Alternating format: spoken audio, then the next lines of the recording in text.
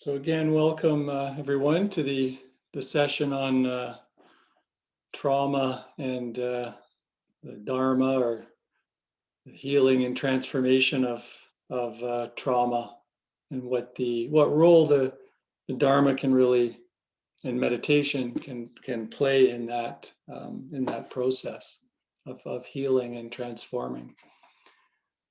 So this talk, it's for everyone, whether you've experienced trauma or not, or whether you think you've experienced trauma or not.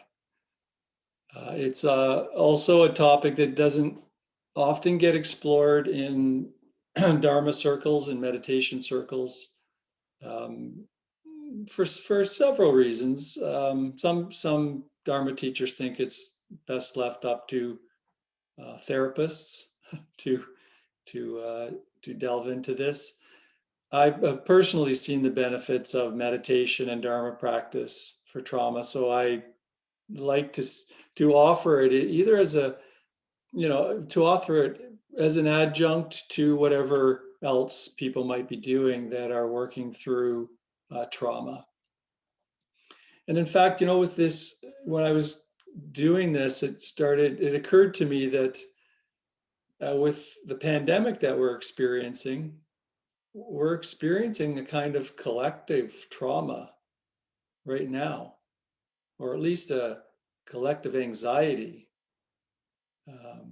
And all the practices that we will explore here would be extremely helpful in addressing this kind of collective anxiety around the pandemic. I mean, people are experiencing economic stressors, isolation, overwork, boredom, the effects of being kind of quarantined, worry about it being infected or infecting others, struggles with multiple roles and changed roles around parenting and work,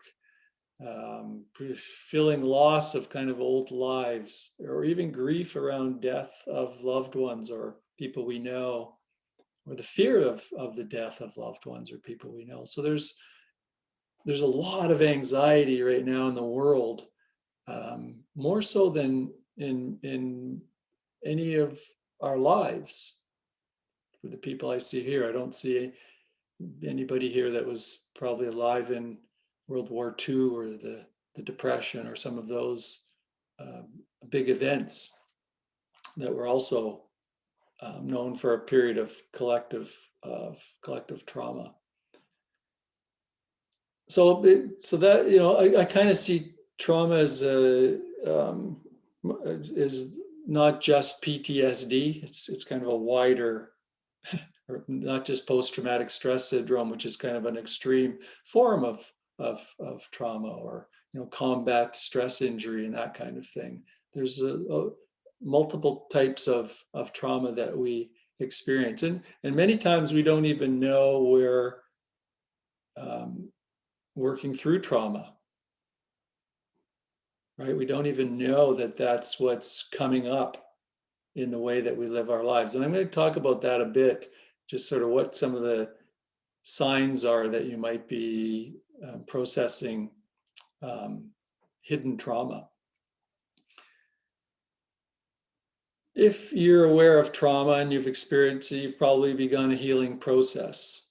And I invite you to, continue that process, whatever it might be, and see how this might be an adjunct to it. So it's important to do that kind of work. In fact, if you're thinking after this talk that maybe I have experienced some trauma that I didn't even know about, it's important to talk to somebody about that. It's important to kind of get a handle on what the trauma narrative is that you're dealing with. And it's also important to, I'll use the word titrate. I don't know if that word, just admit somebody here, titrate your engagement with traumatic stress.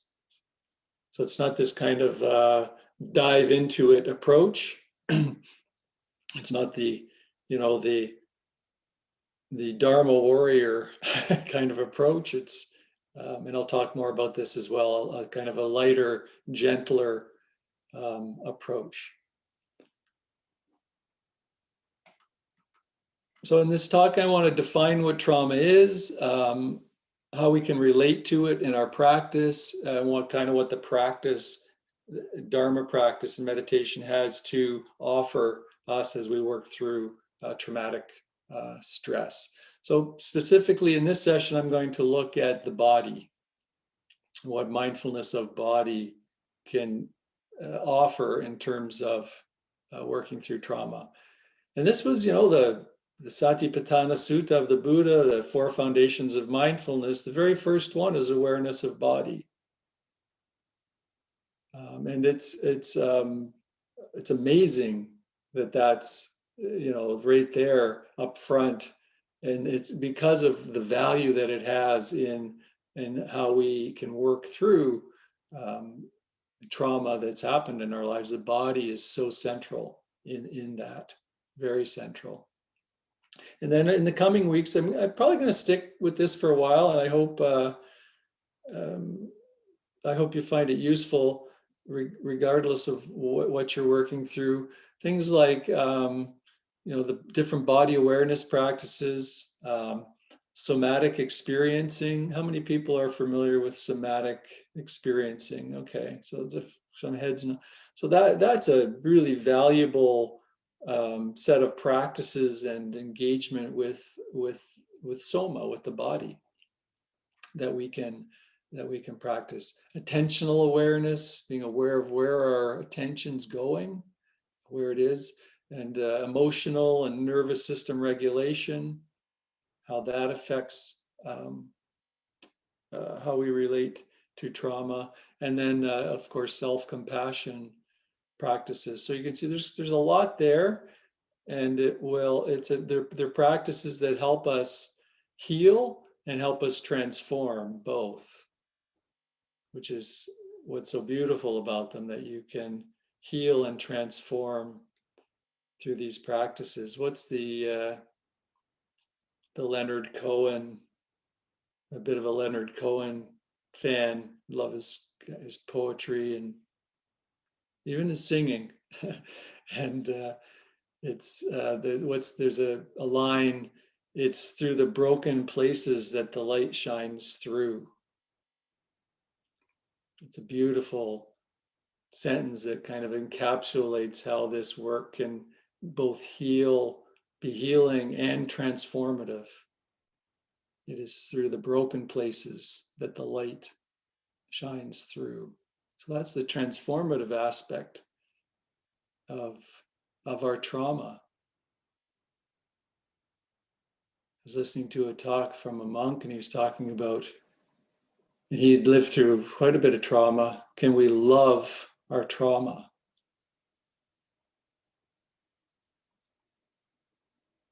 Can we love our trauma? It is, after all, part of who we are. So it's part of loving ourselves, is also loving our trauma. So we'll perhaps explore that a little bit. And because trauma can make us feel disconnected, right? And if one of our yearnings is to be connected, we can start to really have kind of this antagonistic relationship to it, because it doesn't seem consistent with the Dharma, with the teachings of sensing into connection and unity.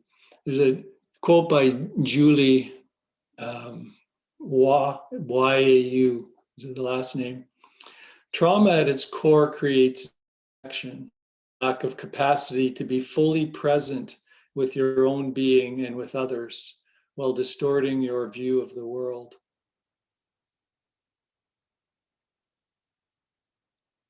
So the practices here are helping us be present with our own being and with others, and kind of seeing clearly reality. And we see too that through the healing of trauma, a deep spiritual awakening can occur, right, as we work with this. So trauma can make us feel isolated, but when we heal and see through that, we begin to feel the wholeness and connection that is so much part of the teachings of the Buddha. So having said all that, meditation, and in particular, some of the concentration practices that we've explored here, they can elicit flashbacks, which are kind of the resurfacing of the traumatic experience.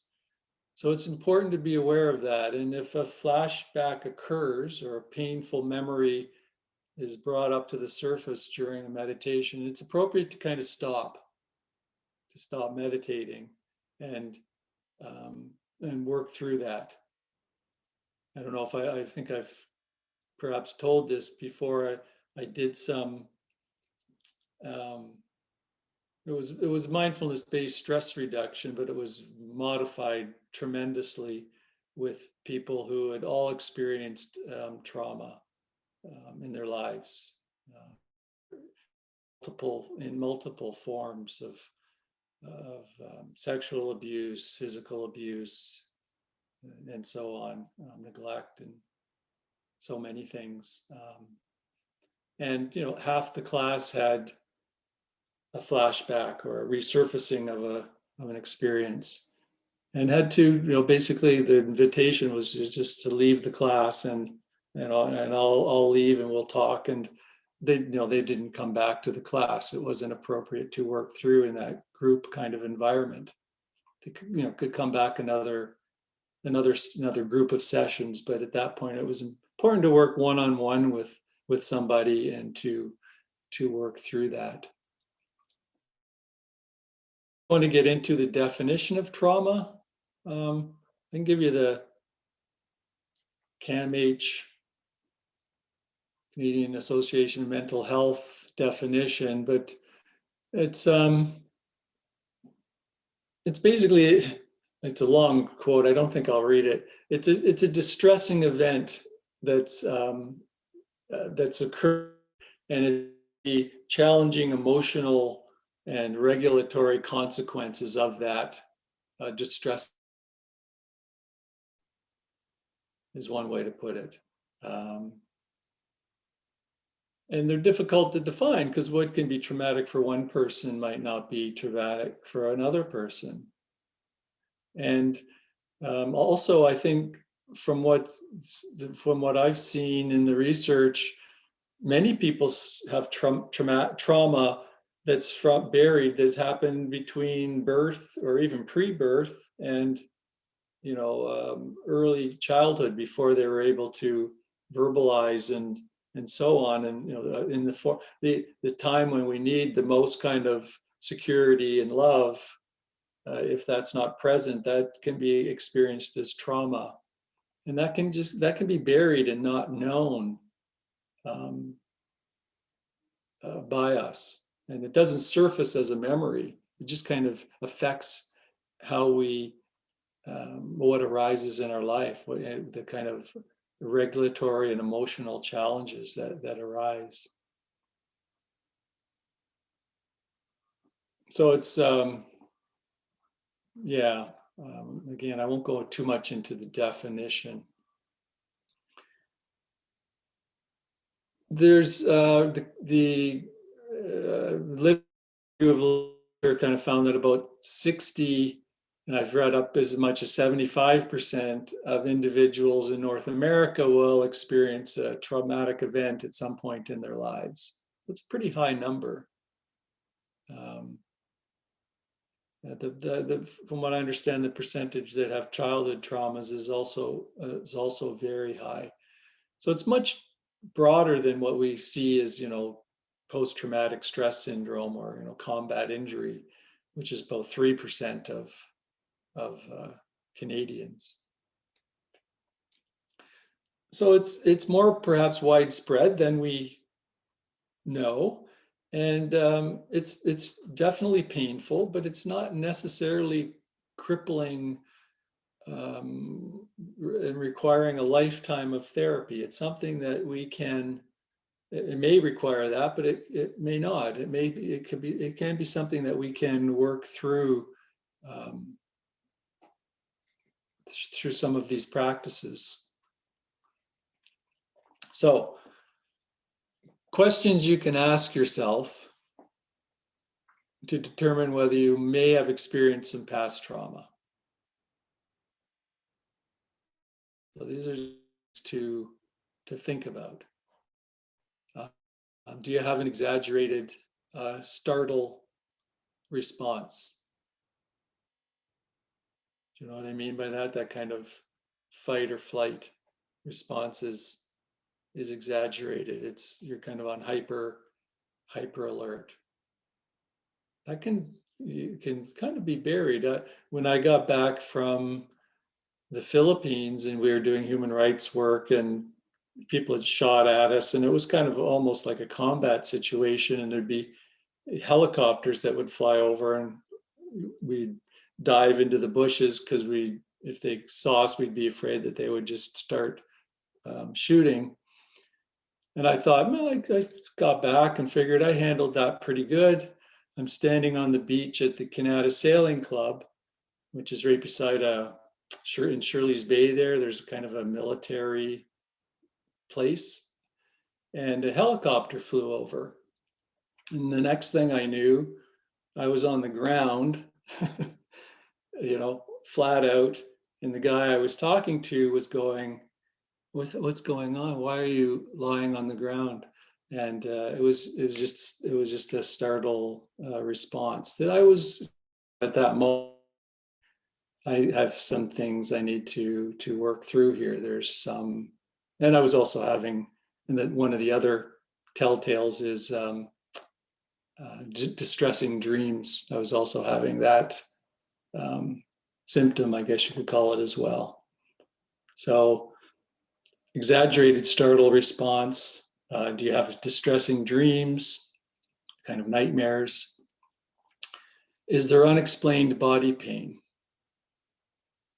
And headaches, migraines, back pain, some often can manifest as back pain. That's just kind of unexplained. Is that health professionals are just kind of at a loss of sort of what's causing this. And this is the past trauma residing in the body. Excessive self-judgments, self-blame, excessive kind of self-critical and self-blame, kind of feeling alienated from people, lonely, and difficulty accessing positive emotions. It's kind of positive things. Even when I do that meditation, looking for sensing into the areas where there's tension in the body, well, that's helpful because we can start to see where we're storing traumatic stress. We can start to see how we can, I said, tune into the muscles around that area and see if they can soften. Sometimes I think, well, I should do a meditation where I get people to sense into the positive, the place that feels most comfortable in the body, right? And so that we also tune into how we access those calm places and those comfortable, relaxed places. So that's another meditation you could actually do, is to tune into, like, just sit and, so what feels really good right now? Oh, my hands just feel really, really comfortable right now. They just feel great. And just kind of tune into that, the sensations of hands feeling great. It can also be a helpful body practice. So those are some of the symptoms. And I've had all of them, so I can relate to them. And I can tell you that they can be worked through, that there is hope in working through these. And there's a variety of therapies that are out there. There's a variety of pharmacological approaches to trauma. Cognitive behavioral treatments are evidence-based and widely used. There's mindfulness-based approaches that are being used now. Mindfulness-based cognitive therapy. There's a friend of mine who developed dialectical behavior therapy. Marsha Linehan is sometimes used, and acceptance and commitment therapy is another one. Those three kind of use mindfulness-based approaches to treating trauma-related problems or issues. So I'm not going to go into all those. I just put those out there that there's the kind of more mainstream cognitive behavioral approaches, but there's also these mindfulness-based approaches that are worth investigating for sure. So, but I'm not going to go into that. And I know I'm going on and on about sort of the background, but I just kind of want to set the context for the Dharma practices that we'll be exploring. And again, I really deeply believe that, well, two things. They'll benefit everybody, whether you've experienced trauma or not. And there's many people that have experienced trauma that don't know that it's not something they've identified with or seen and as necessary to work through. And I think it can be very helpful in recognizing and working through this as part of our healing and transformation process as we get into the Dharma more and more.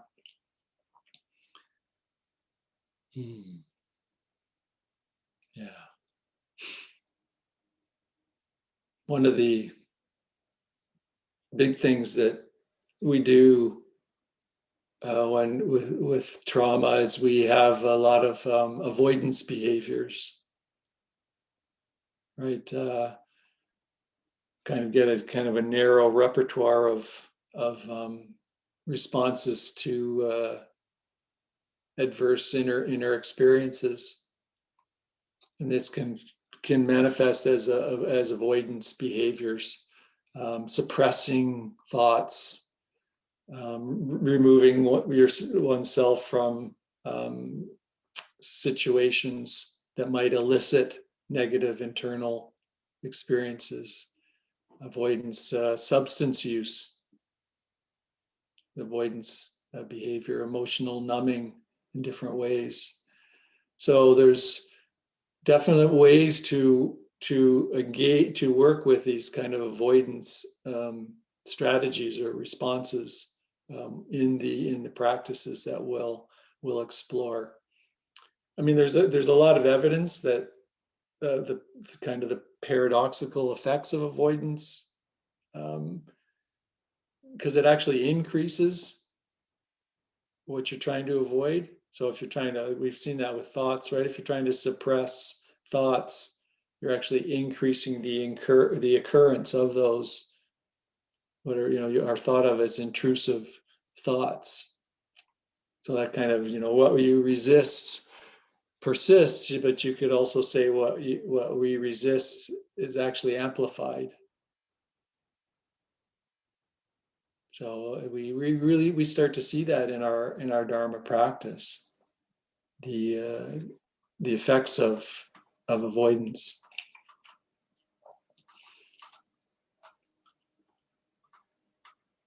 So this intentional shifting of attention to the present moment that we practice in meditation, right?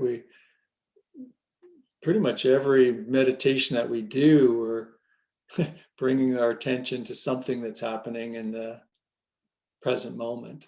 There's a few exceptions, but for the most part, the meditations are shifting our attention from the past or the future to the present moment.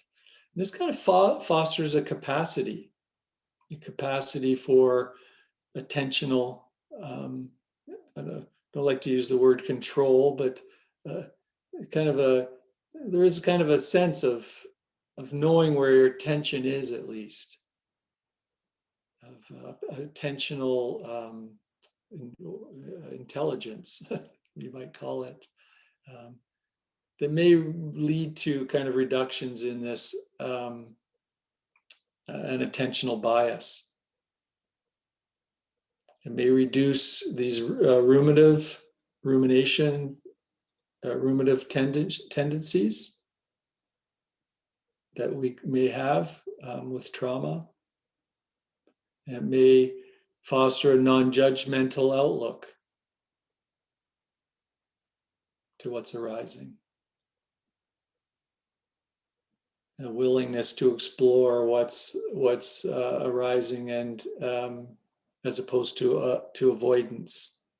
And again, this is titrated, right? It's I'm not saying just dive into everything that's arising, but we're working bit by bit with being with what's arising. We're being with our life, because that's what our life is what's arising moment by moment.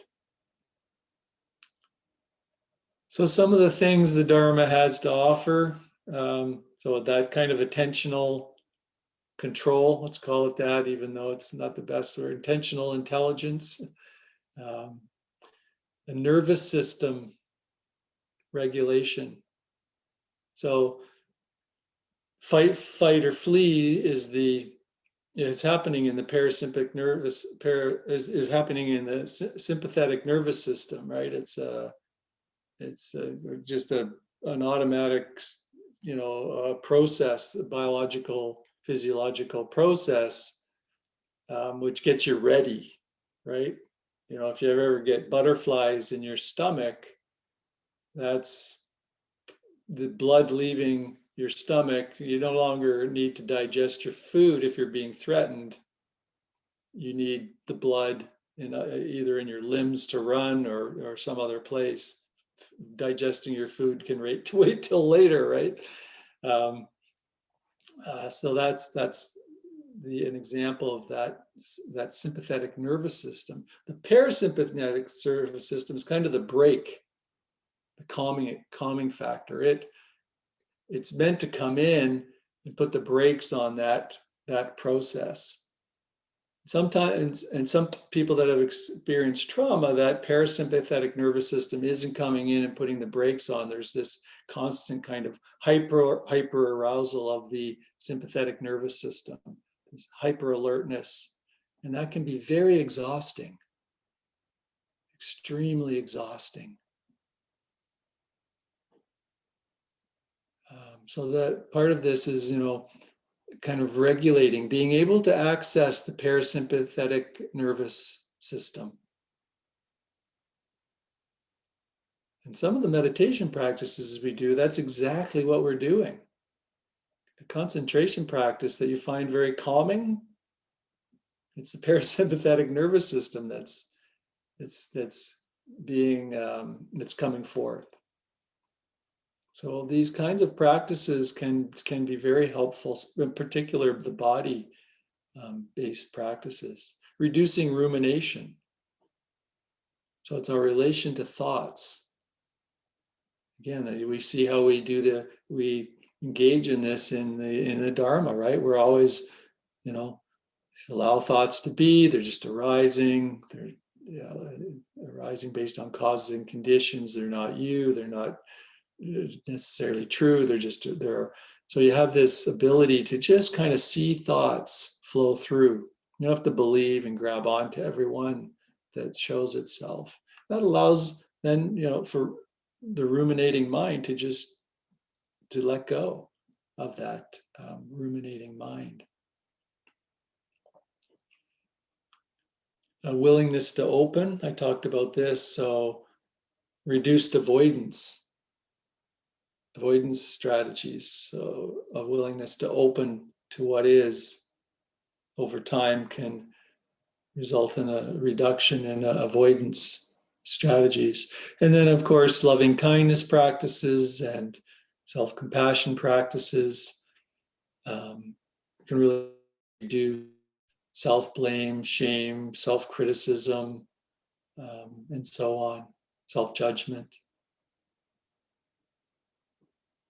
So we can, again, love ourselves, love our, including the trauma that's there.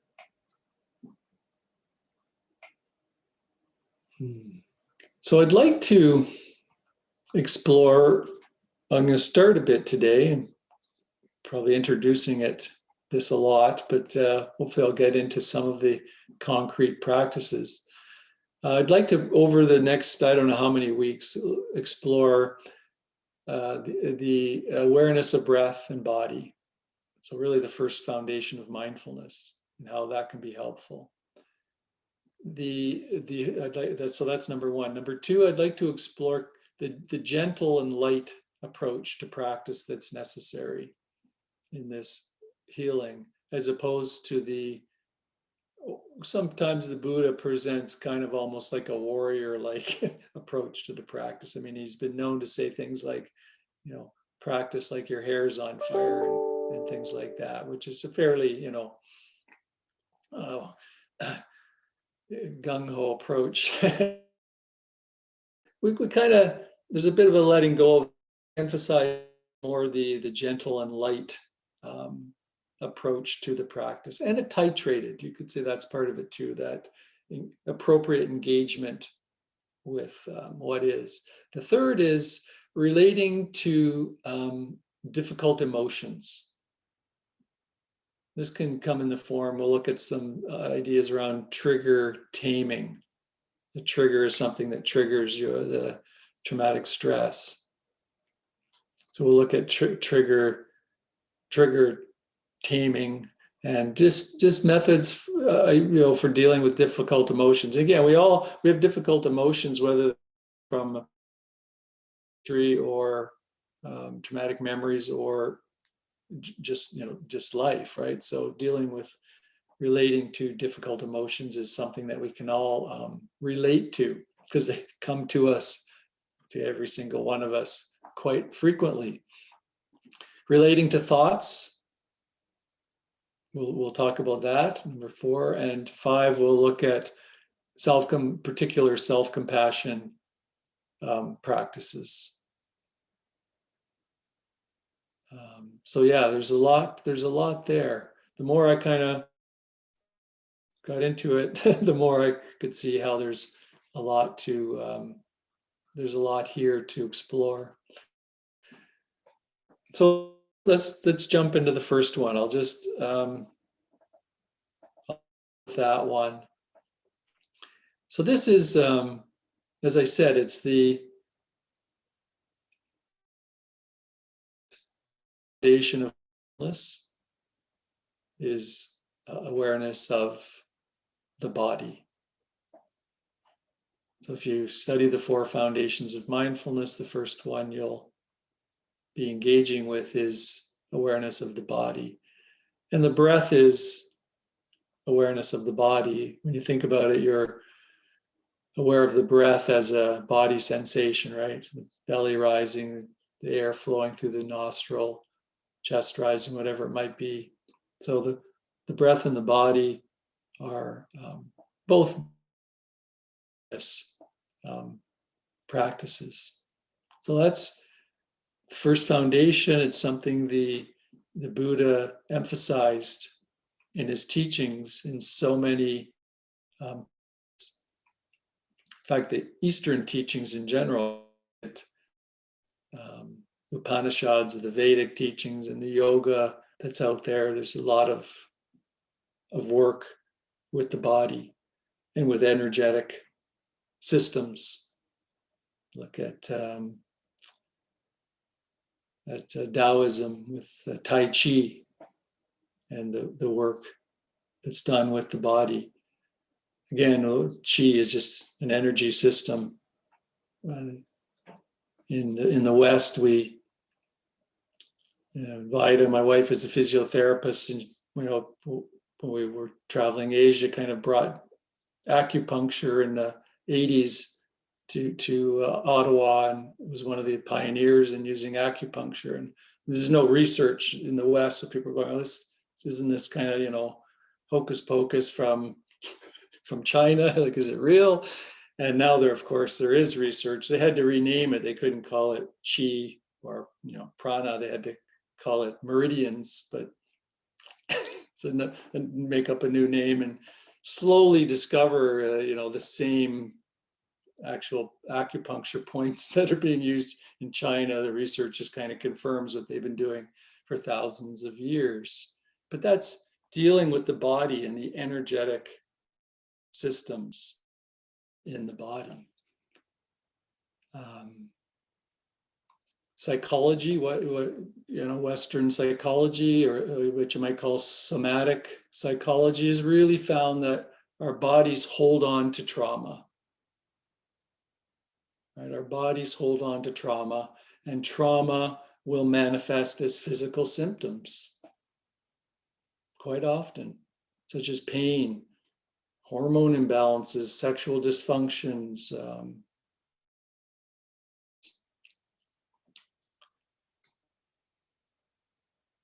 A couple of teachers that have been really helpful for me over the decades. One is Peter Levine, who is really the founder of somatic experiencing, and does talk about the spiritual aspects of what he offers as well. And another is Reggie Ray. I don't know if you've come across that teacher, a Tibetan Buddhist. I got to visit him in Crestone, Colorado. He's got a really neat retreat center out there, and he does a lot of this kind of body. He really emphasizes the body work in his Dharma practice. And practices such as Tai Chi and Hatha Yoga can be very helpful. I've engaged with both of those, especially yoga, for extended periods of time. So that gives you kind of some things to explore. There's lots of talks by Peter Levine on YouTube that are quite good. So our bodies hold on to trauma, and trauma manifests as physical symptoms. So body awareness can allow us to connect with our bodies and to rewire those old patterns and to connect with the body, with the groundedness of the body. They can also be our anchor for awareness in the present moment, as we saw in the meditation, which is really important, is grounding in the present moment. Like I said at the end of the meditation, this is something that you can bring into your day, right? This is really something you can bring into your life, this feeling of groundedness. And the Buddha really emphasized that in his teachings. I got to share this. I was kind of deciding whether or not to, if there was time, because it's kind of a long teaching from the Buddha, but it really shows how he emphasized being grounded in the body as a regulatory kind of mechanism. So it's he used similes a lot in teaching, and I really love the similes. And this one teaches us how awareness of the body can keep us from being pulled out of balance, or being pulled out from our sense of groundedness or from our home base or anchor. That's what this simile talks about, how the body awareness can keep us really grounded. So the simile goes as such. Imagine 6 different animals, each one having a favorite food and a favorite habitat. In the sutta, the animals are a snake, a crocodile, a bird, a dog, a jackal, and a monkey. So just imagine those 6 animals, and they all have a favorite food and a favorite habitat. These animals can be seen as analogous to our 6 senses: sight, hearing, smell, taste, body sensation, and thoughts. So you got the 6 animals represent our 6 sense bases, each that has its own domain. When we are not grounded in whole body awareness, it's as if the animals or the senses are tethered to each other, but not to any fixed point. So at any given time, the strongest animal, the hungriest or whatever, will yank the others in its desired direction. So you're going to have the monkey mind being the strongest. It's dragging all the other 5 animals in that direction. In this way, our senses distract us and make us forget our intentions. But if the 6 animals are tethered not only to each other, but to a firm post planted in the ground, then each one will only be able to wander the length of the rope and no further. In the same way, if we are grounded in body awareness, we'll be aware of seeing, hearing, sensing, thinking, but we won't lose our balance or direction. So it kind of sees that body awareness as the post in the ground that's preventing the senses from darting off and pulling not only the other 5 senses or 5 animals, but us in all these directions. I just love that simile, that kind of sense of how important the awareness of the body is for grounding us. So we're not just kind of yanked around, right, by our habitual patterns, by our senses.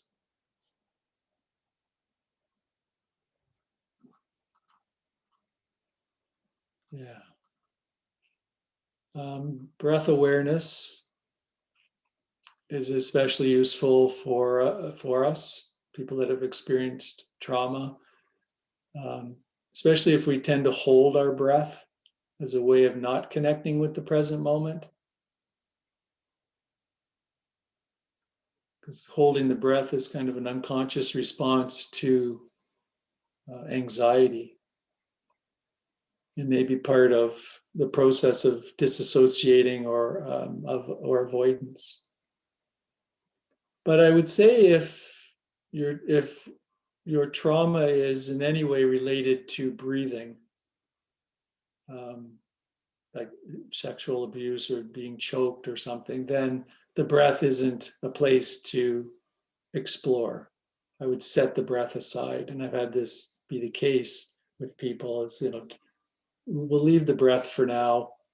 We'll use something else. Hands, for some reason, hands are an interesting one.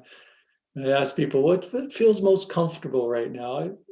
I'd say hands come up more often than any other body part. So you pick whatever seems appropriate. Like it could even be sounds. The sit bones touching the seat may be an appropriate one. The sensation of gravity, grounding. You can even rotate your attention to these different points. The meditation we did the breathing into the belly on the in-breath, sensing the sensation in the belly on the in-breath and the sense of touch on the ground at the same time. And then on the out-breath, sensing the breath at the nostrils or the tip of the nose. So you can see how you got kind of a variety of touch points, a variety of places we're placing our attention as we do that. Can be very grounding. Yeah.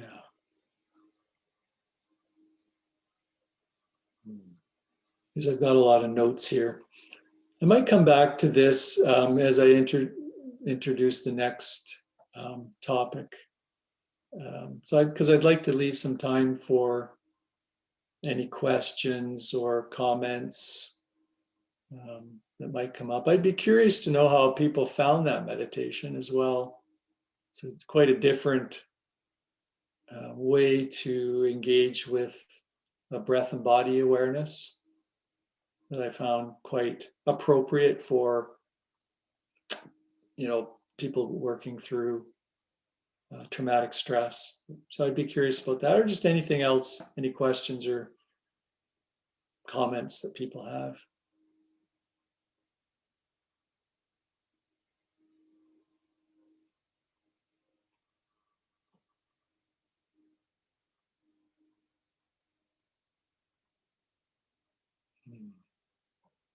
Yeah, you have to unmute yourself there, Jason. Don't think I can. Oh, there you go. Thank you for the really, really great talk. Really liked it. I just wanted to make a comment about we were talking about choosing an anchor. I think that's so important in trauma. I even remember once I was in I've done the MBSR, like the 8-week course, and when we were doing the mindful eating exercise, one of the participants had a trauma related to eating. Like it had to do with like some child abuse when she was a kid. She was abused around eating and things. So yeah, that's something to be very sensitive about. I think, if you're in a setting where you're going to be teaching meditation, or you're going to be, because you never know when people have traumas that are quite significant. And I think that was a very difficult thing for her to go through. And it looked like she was having a hard time, a really hard time. Yeah. Especially the raising exercise is the very first thing you do to end up running from the room and then not coming back to the practice, right? Yeah. It's something to be aware of is what arises when you relate to these different types of meditations, and to see if something's doesn't feel appropriate, then move on to something else. You don't have to do the breath or the raising or feet, or if you're doing walking meditation or whatever it might be, you could use your inner wisdom and intelligence to shift to something else. I think is very very wise advice. Yeah.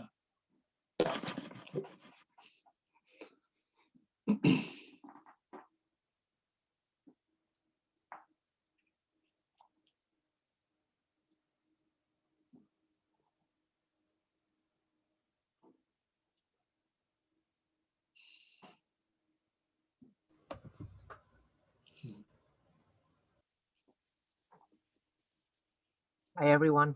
Hope you can hear me okay.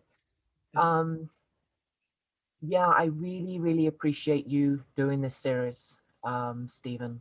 I found that in my own journey about approaching meditation and self-compassion and everything, there's always this checklist, or seemingly, that you need to check out before you do a program.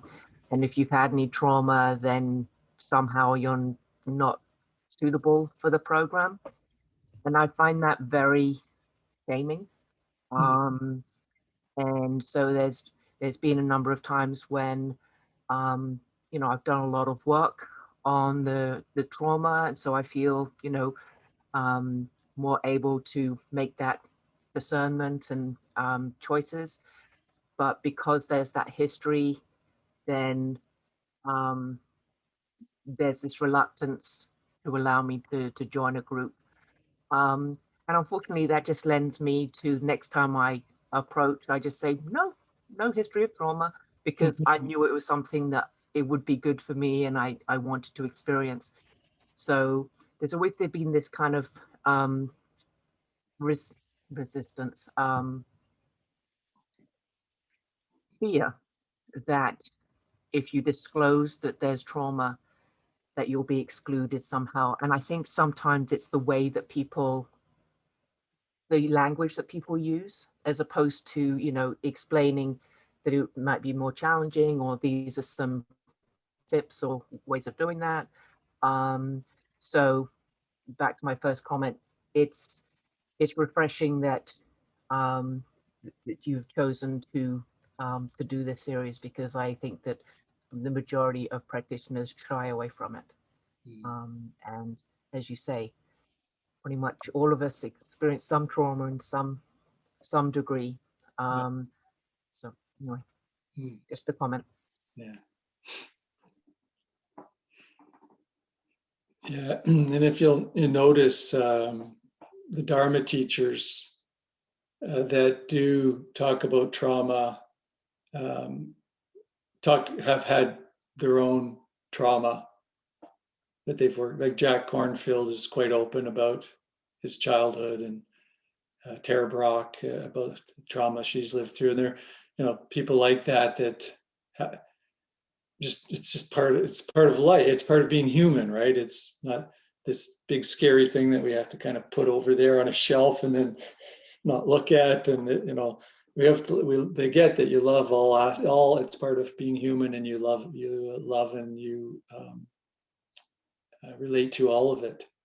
And with the MBSR and those kinds of courses, it's tough for some of the teachers to deal with it with a class of 25 or 30 people. They have no experience. Some of them they have no mental health education, so it's just a big unknown, right? And I think that's why John in the early days said, shouldn't have people in your class that have, psychosis, trauma, and he did the list. And I said to him, doesn't that pretty much include everybody? I said, I don't know about the US, but in Canada, it pretty much includes all of us. And he said, well, no, I don't think. I said, well, yeah, if you really look at the data on this, it does include most people. And he was shocked when I offered a course that one of the criteria was that you have past trauma. He goes, wait a minute, you got it backwards. It's supposed to be not have trauma. I said, well, I would do the course where everybody's, working through trauma. It was a tough course to teach, though. It was definitely different. But yeah, it is the Dharma has to come to terms with it, because it's a reality it's the first noble truth. Right? Being human involves dukkha. Right? And so dukkha, part of that is trauma. So we can't say the first noble truth is, we're going to relate to the human experience, the dukkha that arises, except for trauma. It's not there's no selection. It's the whole thing. Yeah.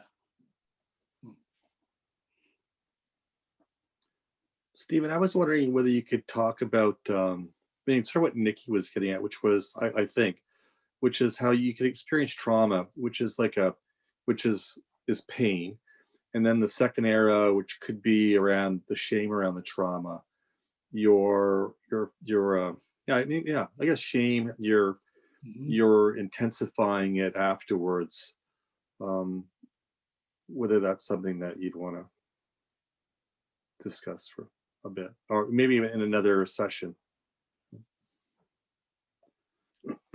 Yeah, I was saving that for the very last session. Okay.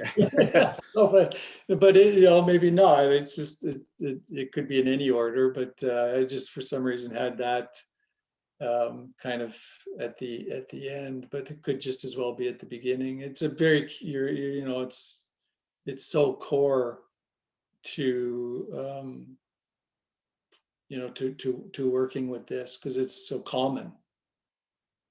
I mean, it's one of the symptoms that I mentioned, right? One of the do you have, and that's is that self-criticism, self-judgment, shame that arises, particularly with some trauma histories. But yeah, I'll leave it at that for the week 5. Thanks.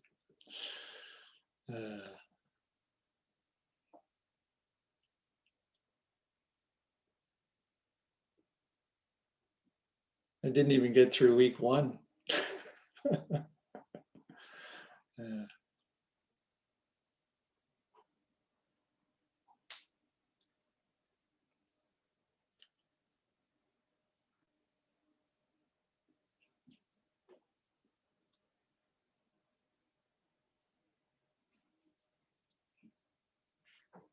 Well, I could finish week 1 here. I've only got a few more points to make.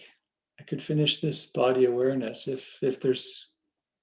I've got 4 minutes, and no. Is there a question, Paula? Yeah, go ahead. Thank you.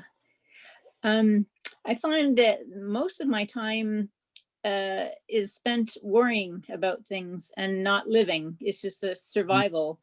And I try to always think my way through things, and it's hard because that's not enough. The emotions are so hard to deal with, and anxieties, and I suffer from PTSD, and it's difficult to see your life getting better in a way, and having that hope. Yeah. Yeah. It's how to deal with those emotions, and finding more more light, as you said, more lights in the broken places. Yeah.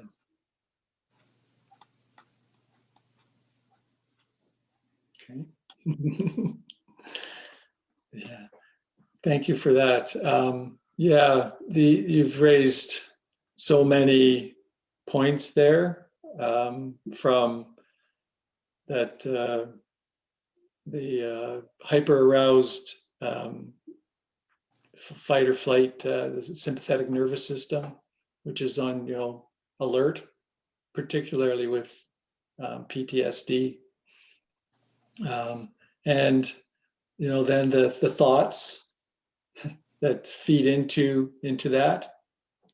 So how do we relate to that? So you got, how do we relate to this hyper aroused sympathetic nervous system? How do we relate then to the thoughts that feed into that, the worry? So there's some rumination that arises. How do we relate then to the emotions of things like hopelessness that come up as we, as this occurs?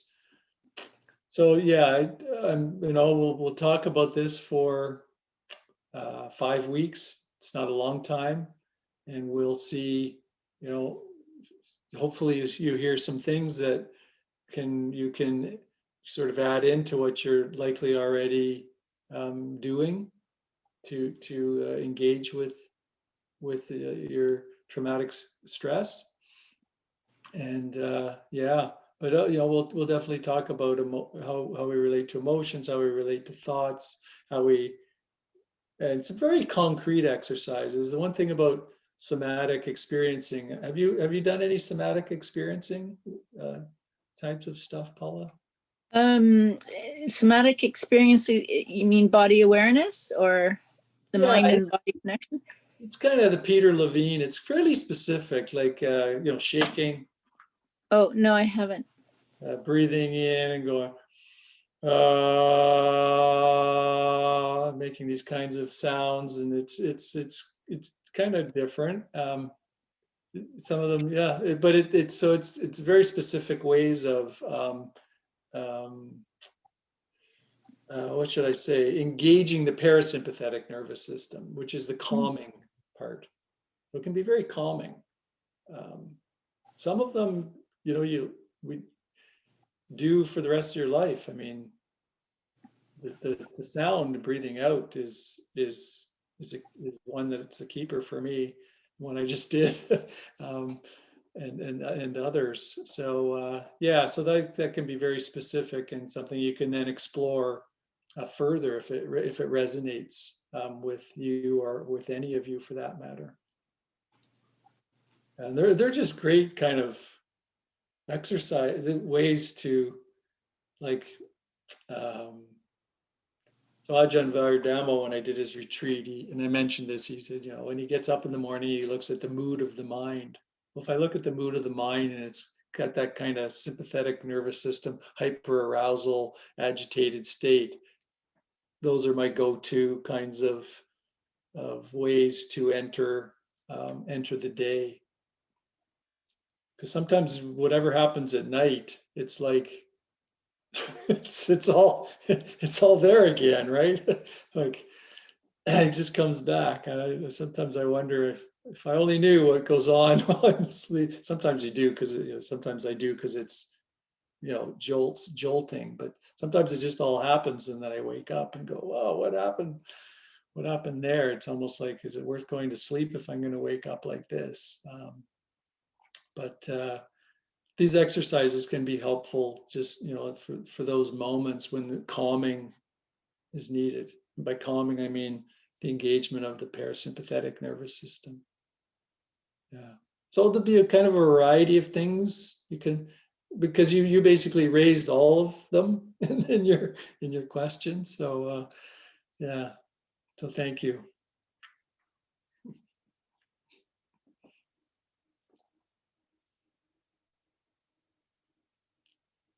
Yeah. Thanks. I just had one quick observation, like when you spoke about the Peter, I've heard of the somatic experiencing. I haven't really looked into it. Right. But that breathing, it reminds me a lot of, I do have a lot of experience with yoga, and it reminds me a lot of like the Brahmari breath, the bumblebee breath. It sounds almost, it's almost exactly the same thing. So I'm wondering, there's connections between these different practices, I think. Yeah. Yeah. And he's got connections to the somatic psychology, and most of those folks are into yoga. But yeah, all those, the sound. I mean, each chakra has a sound associated with it, and yoga postures that are associated with it, and you can really see how they affect those energetic centers. I did a retreat with Anodea Judith. I don't know if anybody's heard of her. She writes. She has some books on. I think it's Western Mind, Eastern Body, or something like that. Anyway, the 7 days, and each day we did the sounds, the asana, the yoga postures, the foods, the everything for that asana, for that chakra. And you could literally feel that area affected by the work that we did just for a day on that chakra. So that's that's part of it as well. And that's the sound that you mentioned is part of that. He actually goes va, makes a va sound as he breathes out. Yeah. We're not going to get too much into that stuff, but it's good to know that it's there as something that can be engaged with as far as yoga goes, which can be tremendously helpful. To make sure you get a good yoga teacher, one that knows how to sequence, so they don't leave you kind of unbalanced, because that can happen. So my wife's doing a yoga class on Boomerang. I don't know if you've come across Boomerang. It's this Toronto company that's offering these free courses, and they have yoga and mindfulness and all kinds of stuff. I'm going to actually be doing some mindfulness work with them. I just talked to them today.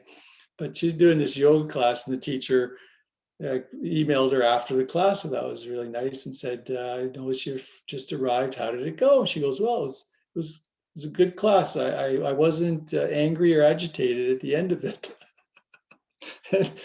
the teacher kind of, what do you mean? She goes, well, it's, you know, and she's very sensitive to this. If you don't balance all the chakras with your sequences, she's got road rage, and she just, it just throws her for a loop. When she leaves a yoga class, it throws everybody in the car for a loop too, because we just came from a yoga class.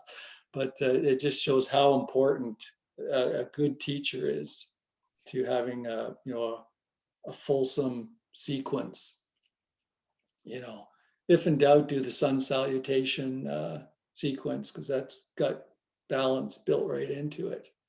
If you don't know anything, just, you know, do a sun salutation practices, and that can be a really good introduction to practice. But it is interesting to get into all the sounds and the, you know, the faces and all that kind of stuff. Just you know, how it can affect our whole energetic systems and our parasympathetic nervous system and so on. Yeah.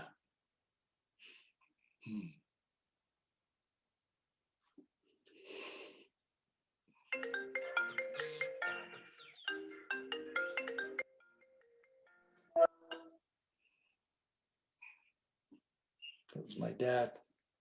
Hello. Oh, it's still my dad. I'll have to call you back, Dad. Okay. I'm in my meditation group. Oh, sorry. It's okay. I'll call you back. Bye. That's funny, because when we're in the retirement home, sometimes they'd come in and they'd wave. So he's doing it even though we're not in the retirement home. Funny. Yeah, we can't get together at all. They're completely locked down and have been for a few months. But yeah, 93-year-old father. Yeah. Anyway, that's an aside. So anything else coming up for people?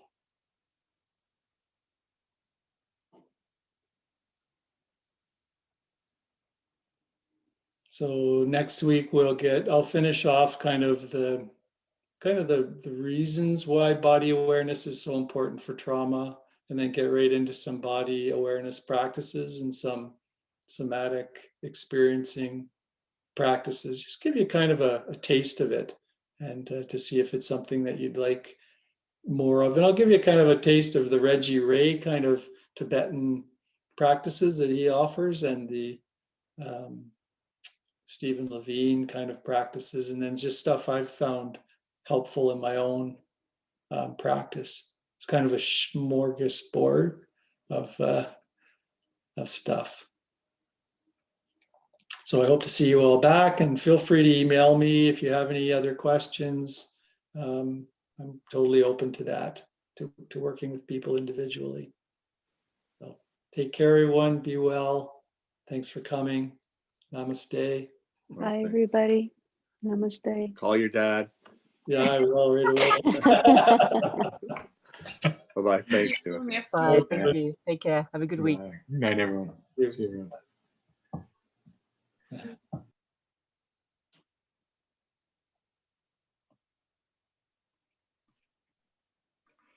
Yeah, you better call your dad. We got to keep I this. do have to, actually, because it's getting late for him. Well, no, it's only 8:30, but he goes to bed about 9, so he's probably trying to catch me before he goes to bed.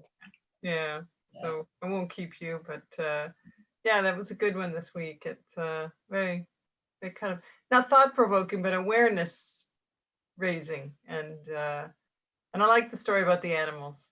Oh, you like that one? Okay, good. Yeah, I love that simile. It's just a great kind of, Yeah, it's Pointer. so true. yeah. And, yeah.